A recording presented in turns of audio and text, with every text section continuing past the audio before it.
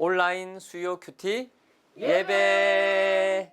예, 갑작스럽게 이렇게 비대면으로 수요 예배를 진행하게 됐는데요. 우리 성도들이 함께 또 큐티를 조금 더 깊이 나눌 수 있는 시간이 되었으면 좋겠습니다. 오늘 우리가 살펴볼 말씀은 누가복음 15장 11절에서 32절 말씀, 지난 월요일 큐티 내용인데 이 내용 너무 잘 알려진 내용이죠. 네. 알려진 내용인가요? 아, 이거 엄청 알려져 있죠. 어떤 내용이죠? 두 탕자 얘기 아닌가요, 혹시? 두 탕자 얘기 아닙니다. 아, 아니었어요. 한 탕자 얘기죠. 아, 한 탕자. 네, 탕자 한 명. 아, 그리고 또 한 명은 큰 형님. 아, 맞네요. 네, 사실 맞아요. 두 명이 다 탕자이긴 하죠. 예. 그리고 또 등장인물이 아들 두 명에 또 누가 나오죠? 아버지? 네, 아버지가 나오죠. 네, 이 세 사람 제가 이제 화요일 새벽 설교 때도 간단하게 말씀을 드리긴 했지만 조금 더 깊이 나누고 여러분들도 삶의 적용점 좀 찾아보고 그렇게 했으면 좋겠습니다.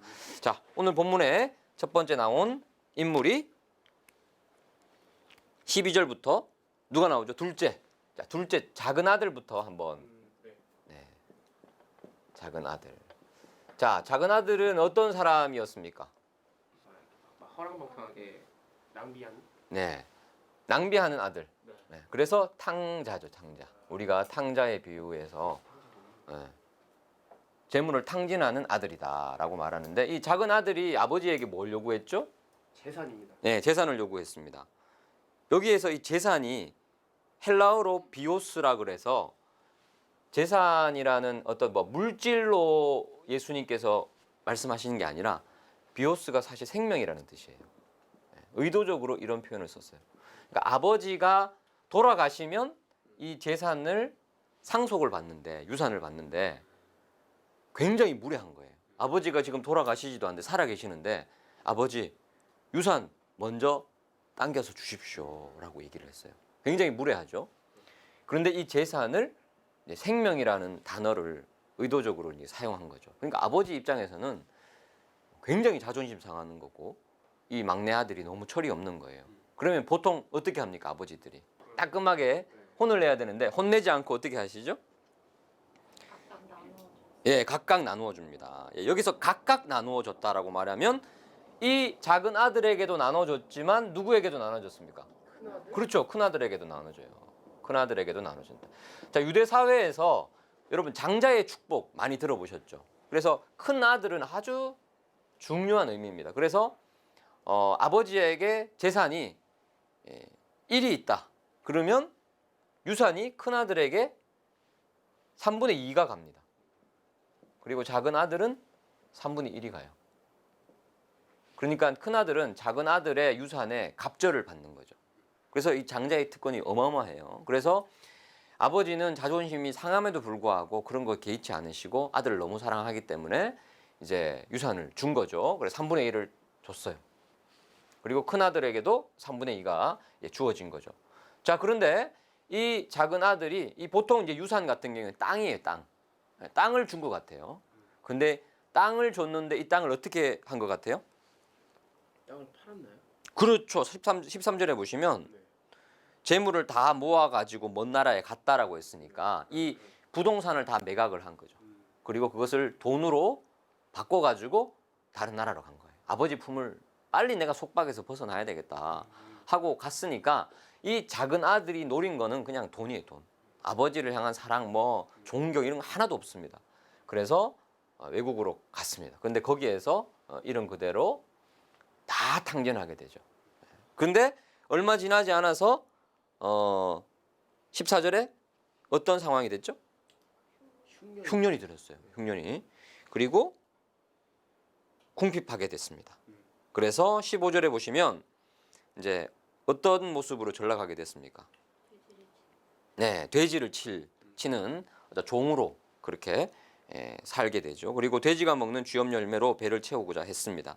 그래서 이제 17절에 드디어 이제 뉘우치게 되죠. 어떤 뉘우침이 있었습니까? 집에 다시 돌아가야겠구나. 집에 다시 돌아가야 되겠다. 네. 근데 과연 아버지가 나를 받아줄까? 그런 걱정이 있는 거죠. 자, 그래서 대사를 지금 혼자 연습을 하고 있습니다. 아버지를 만나면 내가 이런 멘트를 해야 되겠다라고 말하면서 18절에 우리 지영자매 18절 19절 한번 읽어주시죠. 내가 일어나 아버지께 묻어 이르기를 아버지 내가 하늘과 아버지께 죄를 지었사오니 지금부터는 아버지의 아들이라 일컬음을 감당하지 못하겠나이다. 나를 품꾼의 하나로 보소서 하니라 하고. 네, 그렇죠. 지금 대사 연습하는 거예요. 아버지 뵐 몇명이 너무 없으니까 아버지 저는 아들 자격 없어요. 그냥 종의 하나로 받아주세요. 이렇게 계속 연습을 하고 정말 부끄러운 모습으로 고향으로 가요. 20절에. 그런데 아버지가 이미 집 밖에 나와 있었죠. 저 멀리 거리가 먼데 아들의 모습을 한눈에 확인하고 어떻게 합니까? 그를 보고 달려왔어. 네, 달려오기 전에 그 감정이 표현되어 있죠. 그를 보고 시근이 여기. 불쌍히 여겼어요. 딱 보자마자 불쌍히 여기시고 달려가는데 유대 사회에서 이 달려간다는 말은 굉장히 독특합니다. 연세가 지긋하신 분이 그리고 여기 이제 맥락을 보면 좀 부자고 또 사회적 지위와 체면이 있는 분들이 잘 안 달려가죠. 뭐 우리도 그렇지 않습니까? 청년들 외에는 잘 안 달려가죠. 사람 다 쳐다보니까. 근데 이 아버지는 그런 거 지금 신경 쓸 겨를이 없어요. 막 달려가요. 이유는 하나. 왜? 아들이 너무 불쌍하게 보이고 또 아들을 너무 사랑해서 반기는 모습으로 달려갑니다. 그 다음에 어떻게 합니까? 목을 안고 입을 맞춥니다.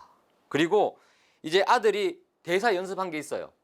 그 멘트 그대로 아버지 품꾼의 하나로 받아주세라는데 말이 다 아직 안 끝났어. 예. 그래서 말이 끝나기 전에 어떻게 합니까? 22절에 종들에게 좋은 옷 입게 하라고. 제일 좋은 옷 내어다가 입혀라. 제일 좋은 옷은 누구 옷일까요? 한번 상상해 보십시오. 그 집에 제일 좋은 옷. 자기 옷인 거 자기 옷. 자기 옷 중에 제일 좋은 옷. 아버지 옷 다 꺼내가지고 입혀. 그 다음에 또 손에 가락지 끼우고 발에 신을 신기. 지금 아마 맨발이었던 것 같아요. 그 모습이 너무 안타까운 거죠. 그래서 신발 신기고 가락지 끼우고 무슨 뜻이죠? 이게 다시 받아주겠다. 누구로? 아들로? 아들로. 네, 품꾼이 아니라 나는 품꾼의 하나로 받아들여져도 감지덕지인데 다시 아들로 사면 복권. 네, 이게 이제 하나님의 은혜다. 하나님의 사랑이다라는 거죠. 이제 이게 보통 여기 정도까지 보통 탕자 비유가 많이 설교가 되고 또 그런 우리 주일학교에서도 많이 배우고 했잖아요. 근데 이야기가 여기서 끝나지 않아요. 그죠? 사실 이 이야기의 진짜 중요한 대상은 이 작은 아들이 아니라 큰 아들이에요. 큰 아들. 왜냐하면 제가 설교 시간에도 말씀을 드렸지만 이 청중이 누굽니까? 이 비유를 예수님께서 말씀하시잖아요. 청중이 누구냐 하면 15장 1절에 있어요. 모든 세리와 죄인들이 말씀을 들으려 가까이 나오니 2절에 바리새인과 서기관들이 수군거려 이르되 이 사람이 죄인을 영접하고 음식을 같이 먹는다라고 수군수군거리는 거예요. 자, 그래서 이 작은 아들은 세리와 죄인을 상징하죠. 그런데 예수님이 이 잃어버린 아들 그리고 큰 아들에 대해서 이야기한 이유는 이 큰 아들을 상징하는 바리새인들과 서기관들, 이 종교 지도자들을 향해서 지금 비유를 말씀하시는 거죠. 큰 아들의 반응이 어떻습니까? 큰 아들이 어떻게 반응하죠? 25절에 보시면 밭에서 일하고 있었어요. 성실하게 일하고 있어요. 이 큰 아들의 특징은 언제나 성실하게 충성되이 뭔가를 해요. 근데 잔치 소리가 막 들려요. 풍악 소리가 들려요. 그래서 26절에 종을 불러서 무슨 일인지 물으니까 당신의 동생이 돌아왔다. 그래서 아버지가 건강한 그를 다시 맞아들이게 됨으로 인하여 살찐 송아지를 잡았다. 아버지가 지금 너무 기분 좋다. 큰 잔치에 1년에 한두 번 할까 말까 하는 큰 잔치를 벌였는데 그게 이제 아버지 마음이죠. 근데 지금 형이 기분이 좋아요, 안 좋아요? 안 좋아. 기분이 안 좋아요. 왜 열받았을까요? 자, 표현을 보세요. 아버지한테 뭐라고 항변하냐 하면 28절에 보면 그가 노하여 잔치에 들어가고자 아니하거늘. 아버지가 권하죠. 같이 가자 라고 말하니까 29절에 아버지께 대답하여 이르되 라고 말하는데 이 영어 성경이랑 그리고 원문을 보면 아버지께 대답할 때 뭐라고 표현하냐면 보소서. 좀 쉽게 번역하자면 이것 보세요. 지금 아버지한테 엄청 따지는 거예요. 굉장히 무례한 표현이에요. 아버지, 이것 좀 보세요. 이봐요. 그런 뜻이에요. 내가 지금 굉장히 기분 나빠요. 라고 말하면서 내게는 염소 새끼라도 주어지지 않았는데 어떻게 아버지 살림을 탕진한 아들이 왔다고 살찐 송아지를 잡았습니까? 라고 30절에 얘기하죠. 왜 이렇게 화가 났을까? 자, 우리 유산 상속. 아까 제가 말씀드렸습니다. 3분의 1, 3분의 2였어요. 자, 3분의 1을 다 탕진했는데 작은 아들이 다시 돌아왔는데 아버지가 이 아들을 품꾼으로 안 받아들이고 뭘로 받아들였죠? 네, 다시 정식 아들로 받아들였어요. 그러면 큰 아들은 무슨 생각하고 있어요 지금? 또 나눠줘야 돼. 지금 남아있는 3분의 2에서 네, 또 상당 부분이 살찐 송아지 포함, 살찐 송아지 아버지 돌아가시면 내 거거든. 송아지 포함해서 아버지 모든 재산이 또 나가는 거예요 지금. 그 열받은 거예요. 자, 작은 아들도 무례했죠. 작은 아들도 아버지를 사랑하지 않았어요.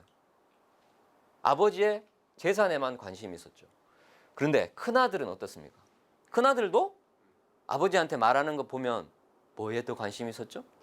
재산. 재산에 관심이 있었어요. 그리고 작은 아들을 전혀 사랑하지 않습니다. 자, 그러면 지금 이 큰 아들한테 지금 아버지가 뭐라고 권유하죠? 31절에 예. 여기에서 뭘 느낄 수 있습니까? 예. 너는 항상 나와 함께 있었으니 내 것이 다 네 것이로되. 여기서 뭘 느낄 수 있었어요? 아버지가 이렇게 무례한 큰 아들을 향해서 여전히 사랑한 거예요. 아버지는 작은 아들도 사랑하고 큰 아들도 다 사랑해요. 아버지 사랑은 똑같아요. 그런데 큰 아들은 아버지 사랑을 받아들입니까? 안 받아들입니까? 안 받아들이나요? 이야기가 어디서 끝나요? 아버지의 권유에서 딱 끝나요. 왜요? 왜 여기 딱 끝날까요? 1차 청중이 누구라 그랬어요? 바리새인과 서기관들인 거예요. 지금 죄인들과 같이 식사를 하는데 막 지금 기분 나쁜 거예요. 종교 지도자들이 어떻게 저 죄인들과 식사를 하면 투덜투덜 거리는 거예요. 그래서 이 비유를 말씀을 딱 하면서 큰아들의 반응이 안 나왔어. 아버지의 권유로 딱 끝나요. 그러면 지금 예수님이 바리새인과 서기관들에게 묻는 거예요. 너희들 큰아들인데 아버지 잔치에 참여할래? 말래? 묻는 거예요. 물리적으로는 이 큰아들이 아버지와 같이 살고 있었어요. 하지만 정서적으로는 이미 떨어져 있는 거예요. 작은 아들과 똑같았어요. 그러니까 처음에 아주 성견지명 잘 얘기해. 탕자가 2명이었어 사실은. 허랑방탕하게 겉으로 살았던 작은 아들 탕자도 있었지만 굉장히 충실하고 성실하게 도덕적으로 산 듯 보이지만 이 큰아들도 탕자였다는 거죠. 그러면서 이제 우리의 모습을 보는 거죠. 자, 우리는 두 부류 중에 한 부류예요. 이 사람은 어떤 사람입니까? 막 대충 막 쾌락을 쫓고 자기 마음대로 막 살아가는 사람들이 우리 주변에 많이 있어요. 세상 쾌락을 막 즐기고 그런 사람 많죠. 그래도 이 사람은 다시 돌아왔죠. 우리 친구들도 회개하고 돌아올 수 있는 거예요. 재산, 뭐 이 땅의 쾌락 이걸로 채울 수 없는 따뜻한 아버지 품을 찾아서 집으로 돌아올 때가 있다는 거죠. 그래서 예수님 품에 모였던 세리와 죄인들이 돌아온 탕자라는 거죠. 그래서 아버지가 얼마나 기뻐하는지 몰라요. 우리 가운데 친구들 가운데 또 예수님 믿고 돌아오면 참 이런 간증하시는 분들 많이 있잖아요, 그죠? 그런 귀한 기적들이 천국 잔치들이 우리 주변에 많이 있습니다. 그런데 보통 이제 여기에서 보통 끝나잖아. 근데 이 예수님의 비유의 핵심은 여기가 있는 거 아니에요. 사실 두 번째에 큰 아들에 있는 거죠. 자, 이 사람들은 어떤 사람입니까? 우리 같은 사람이에요. 교회 안에 있는 사람이야. 항상 하나님과 동행한다라고 생각하는 사람이에요. 뭐 물론 기복은 있겠지만 충성하고 섬기고 열심히 신앙생활 한 사람들이 하나님이 아니라 하나님이 주신 유산, 하나님이 주신 선물들 있잖아요. 우리에게 뭐 이 땅에 살아갈 때 필요한, 우리가 기도할 때 주어지는 많은 것들, 여기에만 오히려 더 관심이 있는 사람들이 있어요. 하나님 자체보다. 우리가 신앙생활 하다가 이 본질을 잃어버리고 어떤 그 하나님이 주시는 유산에만 관심을 쏟게 될 때 이 물리적으로는 가까이 있는 듯 보이지만 영적으로 탕자가 될 수 있다는 거죠.